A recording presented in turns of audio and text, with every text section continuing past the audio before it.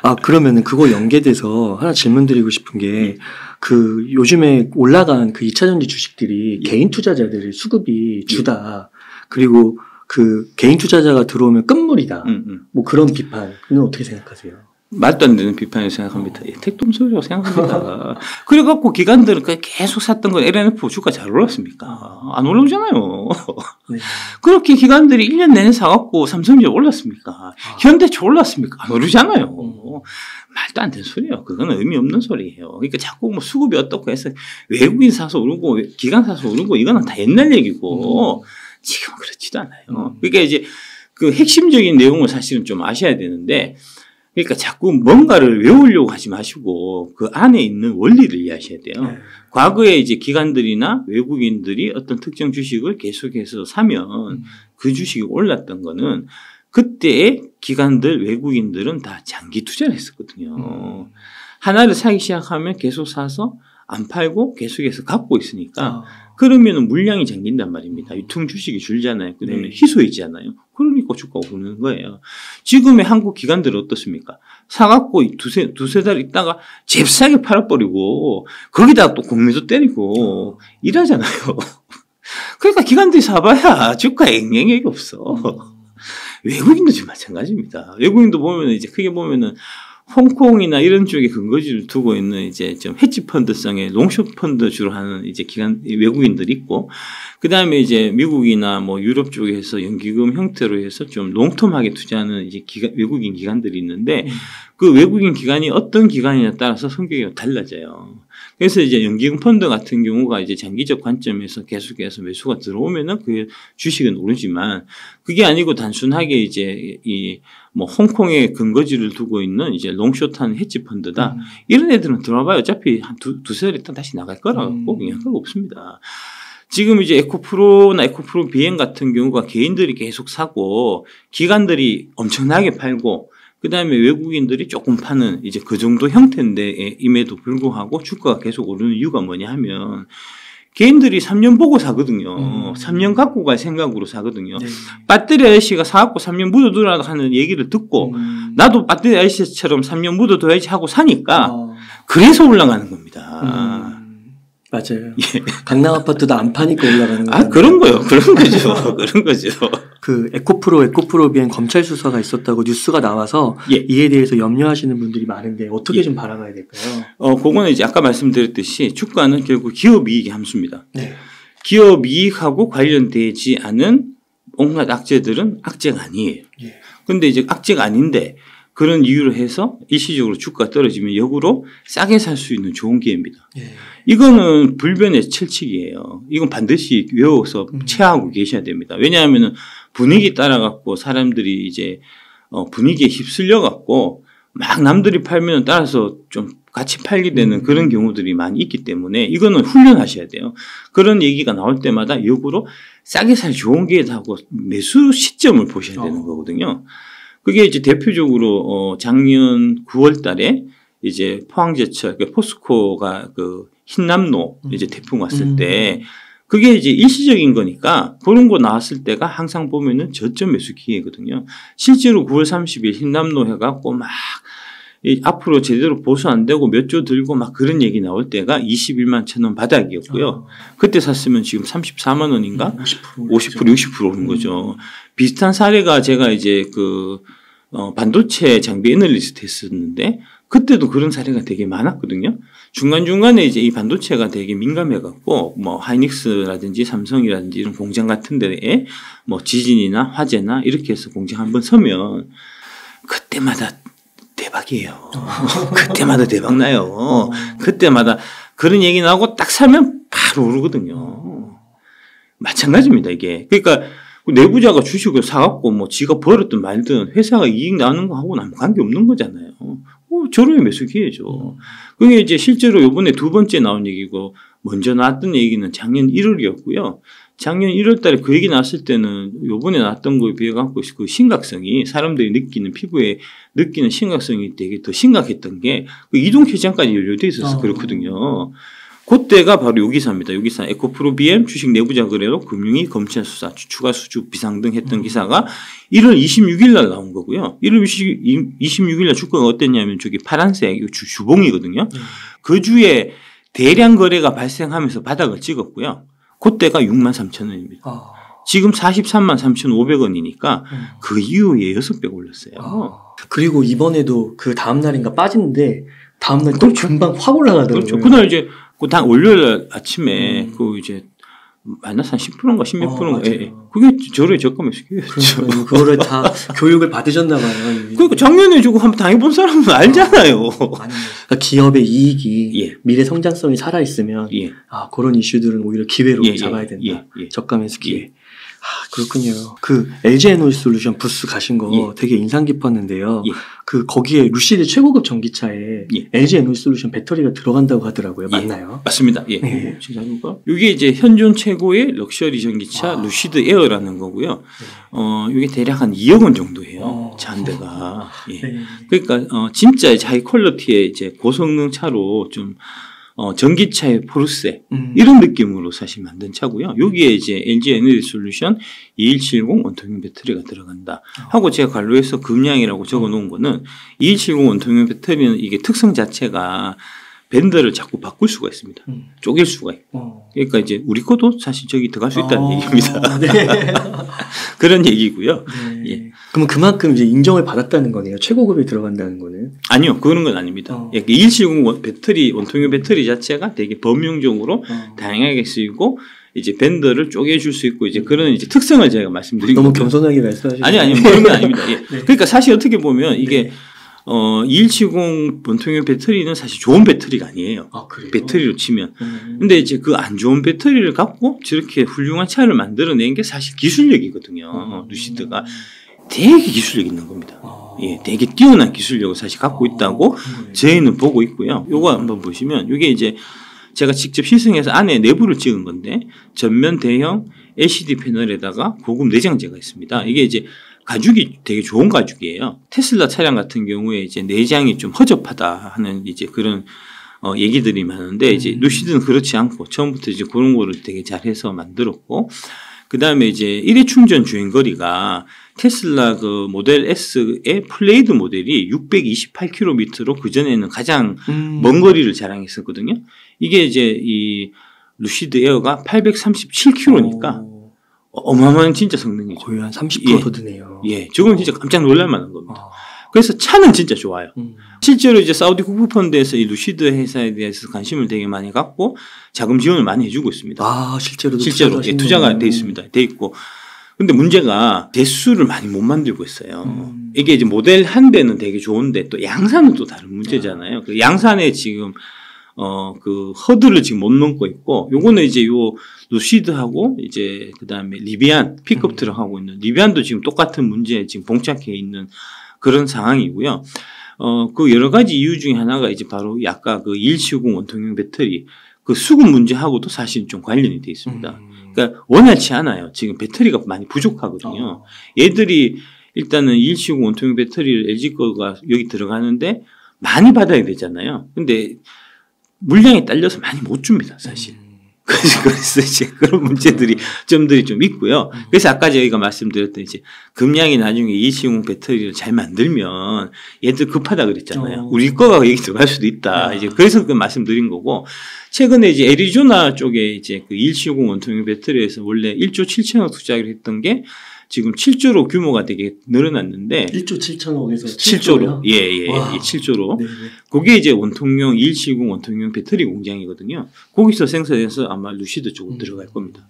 그러면 좀 궁금한 게 LG 에너지 솔루션은 그 다른 2차전지 많이 오른 거에 비하면 좀 덜 올랐잖아요. 움직임이 좀 덜하잖아요. 그런 이유는 뭐라고 보세요? 그 이유는 뭐냐면 일단 이제 평가적인 측면이 있어갖고 LG 엔솔은 처음 상장할 당시에 이제 공모가가 30만 원 해서 대략 한 70조 원으로 상장을 했거든요. 그 상장할 때 많이 저평가된 건 아니었어요. 처음 상장 가격 자체가. 지금 아마 대략 60만 원 정도 하면 아마 130조 원 이렇게 될 것 같은데 130조 원이면 싸긴 싼데 10배 오를 만큼 싸지는 않습니다. 에코프로 BM만큼 싸지는 않아요. 예, 그래서 그런 거고요. 그 LG 에너지솔루션이요. 예. 지금 시총이 한 100조 좀 넘었는데 앞으로 그 삼성전자를 넘을 수 있을까요? 당연히 넘었었죠. 당연히 넘었었죠. 뭐 두말할 나위가 없습니다. IHS 마켓 자료에 따르면은 2025년이면은 배터리 산업의 규모가 메모리 반도체 시장의 규모를 넘어선다는 거거든요. 그 넘어서면은 이제 당연히 이쪽에서 배터리 산업의 1등인 LG 에너지 솔루션이 삼성전자의 시총을 넘어서는 게 당연한 거죠. 25년이니까 네. 얼마 안 남았습니다. IHS 마켓 자료에 따르면은 2025년이면은 배터리 산업의 규모가 메모리 반도체 시장의 규모를 넘어선다는 거거든요. 그 넘어서면은 이제 당연히 이쪽에서 배터리 산업의 1등인 LG 에너지 솔루션이 삼성전자의 시총을 넘어서는 게 당연한 거죠. 25년이니까 네. 얼마 안 남았습니다. 그래서 그런 거를 이제 알아서 그런가 삼성 SDI도 요즘 되게 막 분전하는 것 같더라고요. 엄청 박차를 가하는 것 같은데 삼성 SDI랑 LG 에너지 솔루션의 격차도 점점 줄어들 수 있을 거라고 보시나요? 일정 부분 그러니까 이제 일정 부분은 좀 좁힐 수는 있어도 간격을 영원히 극복할 수는 없을 겁니다. 아, 그래요? 예. 그러니까 이제 폼팩터로 보면 LG 에너지 솔루션은 파우치하고 원통형을 하고요. 이제 삼성 SDI는 원통형하고 각형을 하는데 각형은 앞으로 좀 사장될 것 같아요. 저희가 봐서는 원통형, 파우치형 이렇게 두 가지로 나뉘는데 삼성 SDI는 절대로 파우치는 못 넘어올 거고요. 그러니까 성능 면에서 보면은 파우치로 자동차를 만드는 게 가장 성능이 좋습니다. 다만 파우치로 만들었을 때는 자동차 회사들이 종속이 되기 때문에 그래서 원통형을 병행해서 가는 거거든요. 아까 말씀드렸던 이시용 원통형 같은 경우도 이게 이제 저거를 우리가 들어갈 수도 있다고 말씀드린 거 들었잖아요. 네. 그런 식으로 나중에 46 시리즈로 가더라도 삼성, LG 이렇게 두 회사를 놓고 서로 경쟁을 붙일 수가 있는 구도가 되기 때문에 그런 목적으로 사실 이제 완성체 업체에는 원통형이 구미가 당기는 거거든요. 네. 실제 품질은 파우치를 넘어설 수가 없어요. 근데 이제 파우치를 LG가 제일 잘 만드니까 일단 파우치가 메인으로 가고 원통형이 뭐 반반이나 뭐 6대4나 이렇게 될 텐데 그렇게 보면은 이제 50%는 LG하고 SK가 나눠 먹는 시장이고 나머지 50%를 LG하고 삼성이 나눠 먹는 시장이니까 그러면은 전체로 보면은 50, 50에서 여기 25, 25를 LG가 갖고 가니까 LG 시장 점유율이 50이 되고 여기 이제 SK가 파우치 쪽에서 25. 삼성이 25. 원통형에서 25 이런 형태가 되는 거니까요.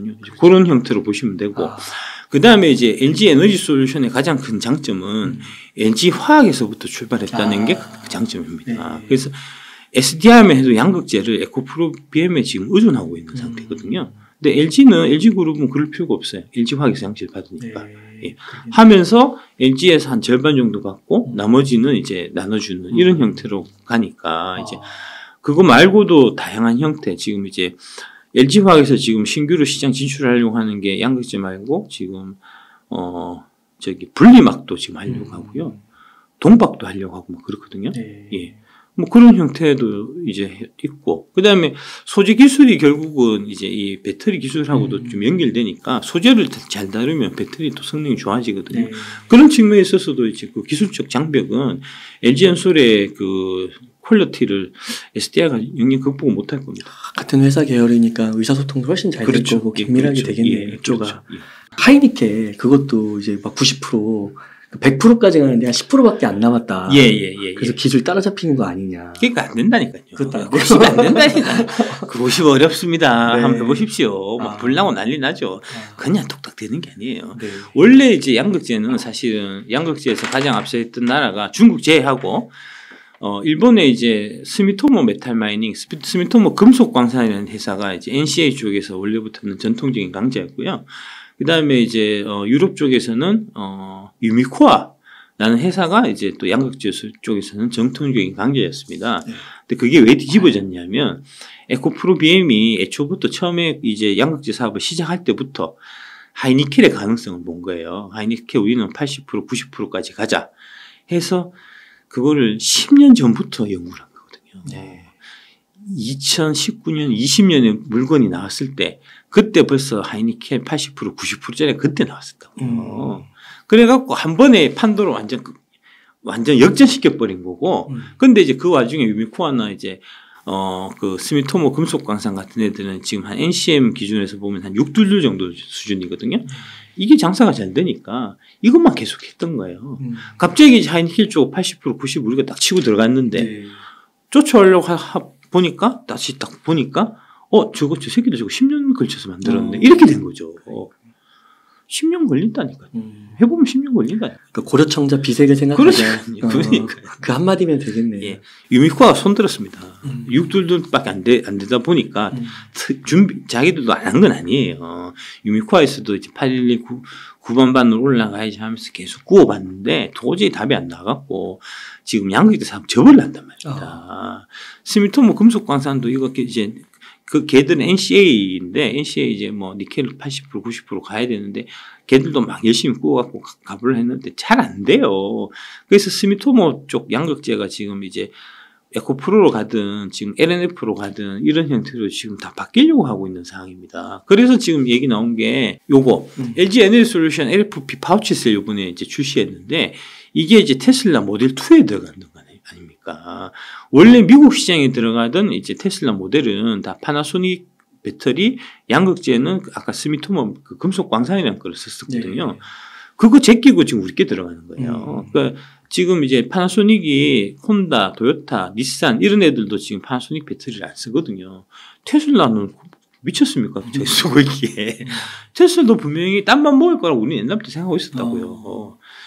그 새끼가 양아치라고. 의리가 없어. 내 같으면 진짜 의리라도 진짜 미국 것만은 파나소닉 거를 계속해서 밀어주겠는데 그거를 지금 이제 자기한테 이득이 안 되니까 파나소닉 거를 물건을 계속 빼갖고 지금 대한민국 쪽으로 지금 주려고 하는 그런 상황이라고요. 그래서 그런 상황에서 지금 나오는 배터리가 요번에 발표한 LG 엔솔의 LFP 파우치셀 저 배터리고, 그 다음에 이제 요번에 7조 원 들여가지고 애리조나에 짓는다는 일시공원 동용 배터리, 그게 그런 맥락에서 나온 겁니다. 아마 계약 관계가 돼 있었던 것 같은데, 원래 미국 시장 거는 다 파나소닉 걸 다 썼었어요. 그러니까 LG가 거기다 테슬라 공장을 지을 이유가 없는데, 지금 이제 25년 완공 목표에서 짓는다는 거는 아마 파나소닉하고 계약 기간이 뭐 24년 10일 30일 끝난다든지 그런 형태가 되고 끝나고 다시 재계약할 때는 파나소닉 물량을 많이 빼갖고 LG 엔솔을 지금 주려고 하는 거라니까. LG 엔솔은 점점 더 물량이 늘어나는 거죠. 예. 제품이 좋으니까. 아, 제품이 좋으니까. 예.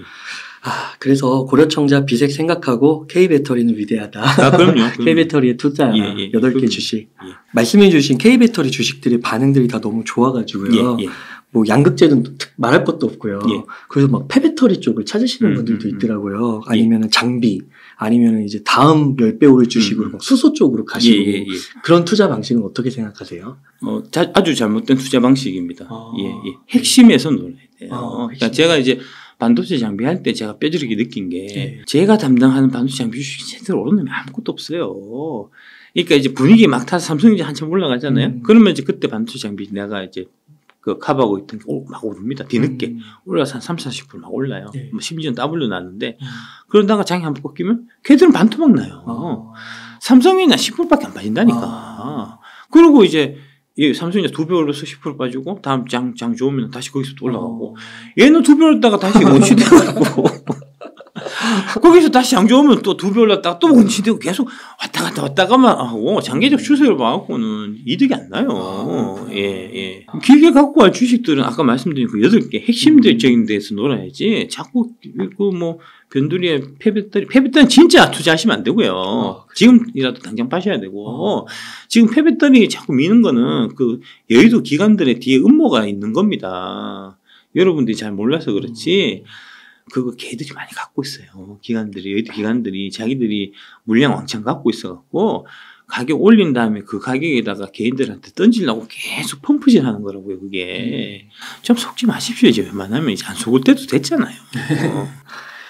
그러면 수소차 같은 경우는 그 책에서도 배터리 레볼루션에서 말씀해 주신 게 한국에 있는 수소 관련 밸류체인은 투자할 거 아무것도 없습니다. 아, 그래요? 이거 그 책에서도 광물 의존적 송대전의 문제 지목해 주셨잖아요. 그럼에도 불구하고 한국에 수소 관련주는 투자할 만한 거 아무것도 없습니다. 왜 그러냐면 글로벌하게 경쟁력이 있어야 돼요. 글로벌 넘버원이어야 돼요. 제가 이제 한국 배터리 투자하자고 말씀드린 건 한국 1등이라서 그렇습니다. 지금 배터리 사업이 막 성장하지만 작년에 중국 관련된 배터리에서 투자하신 분들은 지금 반토막 나 있는 분들도 많아요. 그거는 중국 배터리 밸류체인이 우리 배터리 밸류체인에 비해서 경쟁력이 떨어지기 때문에 그런 거거든요.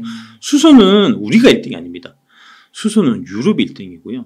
미국도 우리보다 앞서 있고요. 심지어는 일본보다 우리가 수소가 못해요. 그런데 왜 여기다 투자합니까? 수소를 꼭 투자하시고 싶으면은 이제 유럽에 어서 수소 잘하는 글로벌 넘버원 회사들을 잘 보고 계시다가 이게 시장이 딱 커질 무렵에 그때 딱 맞춰갖고 투자를 하셔야지 한국의 수주는 볼 게 없어요.